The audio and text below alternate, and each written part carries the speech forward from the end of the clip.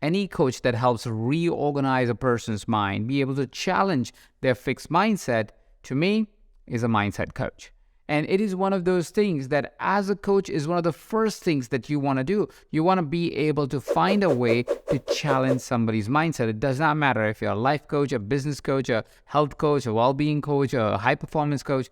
Mindset is something that would always be a limitation while you're working with an individual. So I want to share with you 5 really powerful, important mindset shifting coaching tools that you will use starting today to be able to start to challenge the current fixed mindset that your client may be experiencing or you might be experiencing.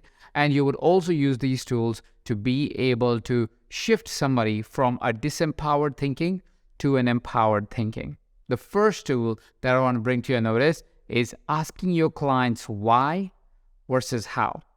See, when we have a vision or when we have a perspective of life, most of the time our follow-up questions to that, or our follow-up question to that, is how do I achieve it? And while it may seem like an innocent and of course an obvious question at the same time, it is one of those questions that keeps us in a fixed mindset. Here's why. When you ask the question how, you tend to try and dig up the answer from within yourself, which limits what you will find as an answer, because a how question only inquires for what we already know or finds an answer from what we already know. So a how question, once a vision, value, purpose, direction of life is defined, is often something that would limit a person's potential, continue to have the blind spots that they already have, even sometimes may mean that the person stays in a fixed mindset.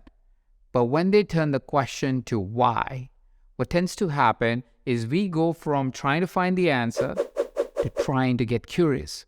When we ask why some vision is so important to me, why something should happen for me, why something be manifested, why something should be a result for us or for our team or for us health-wise or business-wise and so forth, we are now giving universe the opportunity to bring that answer to us by inquiring about it. We're giving our mind the opportunity to stay open and growth-minded so it can actually find a new answer, so it can discover a new answer. So leaning from how to why allows for curiosity to transpire, which helps us then find more interesting ways to approach the same challenge, same concern, or the same vision that otherwise we may be pursuing, but with a blinded view or a fixed mindset view. The second tool is less to do with mindset, but something that comes in the way of having an open and a powerful mindset.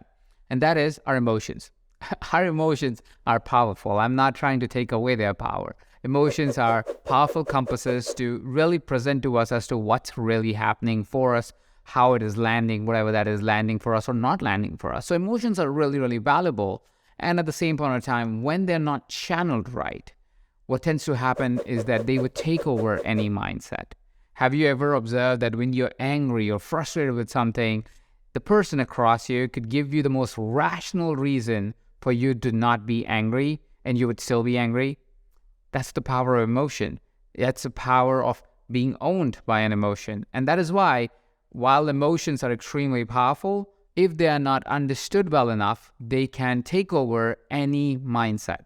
So to stay in growth mindset orientedness, to be able to have your mindset being challenged and be curious, you need to do what is called an emotional release. An emotional release can be an emotional release for the moment, some emotion that may be right now present to you, like anger, frustration, or whatever it might be. You need to release that by actually letting it process through your body and process through you. But there's also what is called as emotional debt. Emotional debt is emotions that we've been carrying for a really long time. If we don't release them, they would often show up unannounced, unwarranted, taking over even when we are thinking we are operating from a growth mindset, for us not to be able to operate from that growth mindset. So the second tool that you want to master is what is called emotional release. Not only for emotions that are present right now, but also emotions that may have been accumulated over time that may be now recorded as emotional debt. Which brings me to the third tool, which is a rational tool that you can use fairly quickly and powerfully in your coaching practice and also for yourself. See, a lot of the times what happens is when we're in the mindset operating from a person's perspective. When we look at something, because we are the fish in the fish tank, what may happen is we may not be able to see the solutions. We may not even be able to see the problem. And that is why I invite all of us to take an approach what is called CEO of my life approach. CEO of your life approach puts a perspective of business into our personal lives. And when it's about business, we all tend to be a little bit more pragmatic, a little bit more disciplined, a little bit more practical in our approach. We don't let emotions take over. We are always curious and we are always interested in growth. And because of those reasons, when we approach our life, our situation, our current mindset as a CEO approaches a problem, suddenly you find a lot more resources unlocked for you and you don't find yourself struggling to be able to get past that fixed mindset. You now are more capable and more aware of the growth mindset that is available to you and different tools and strategy and people and things that are available to you, allowing you to have a bigger, better mindset. So it's a simple mindset tool that you can use by approaching your life as the CEO. Which brings me to the fourth tool that again is very pragmatic and really, really powerful. It's a little bit difficult to do, but once executed, this can really create a true transformation in your life. There was a research that was done which suggests that we know about 150 people in our life, like really know them, out of which 50 people, and this is on average, about 50 of them are individuals that we can invite for dinner to our house. About 15 people are that we will call really good friends, and about 5 of them truly influence our life every single day. These are the 5 people that really make up all of our life. And if you look at our life from that perspective, you'd find that there are only a few people that are influencing you on a day-to-day basis. Even if we met these 15 people regularly or 20 people regularly in our life, what you would find is these people are governing what mindset you are approaching life with. Which means sometimes even one bad apple in that group or more bad apples in that group might be the reason why you're struggling with your mindset so much. And it is true for your clients as well, is while they may think they love this person, they're also the reason why your client is stuck in the mindset that they're stuck in. This is where you do the exercise called People Detox. People Detox is an activity where you write down name of every single person that you interact with very regularly and check in on the feeling that you have while you're with them. When you are with a friend of yours, do you feel on a scale of 1 to 10, a 10? Or do you feel a 9, a 8, a 7, a 5, a 3, a 1, or a 0? If the numbers are leaning more towards between 0 to 5 or 0 to 7 even, you may want to wonder if they are negatively influencing your mindset.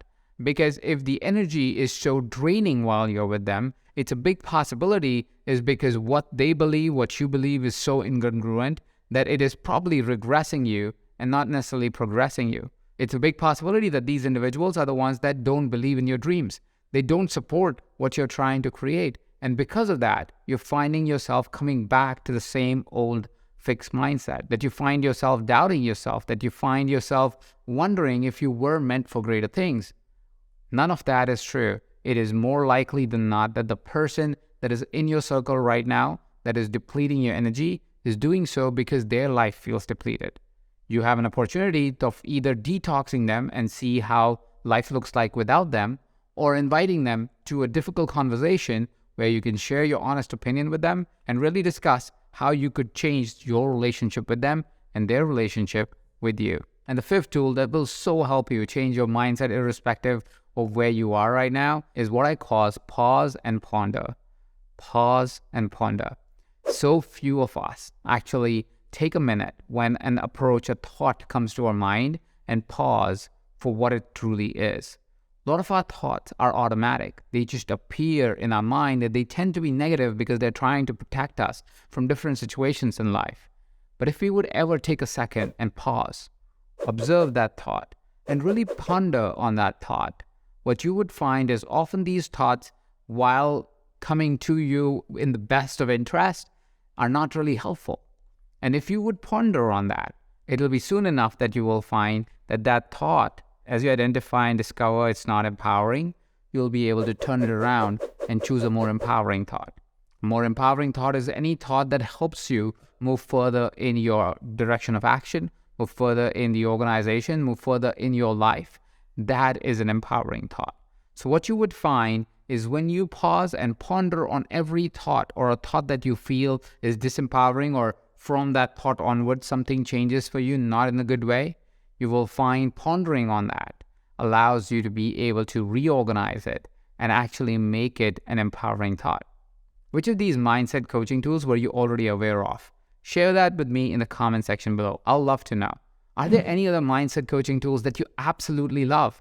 Share that with me in the comment section below as well. I'd love to hear some of the tools that have helped you or your clients. Thank you so much for watching this video. This is Coach Ajit, and I'll see you in the next video.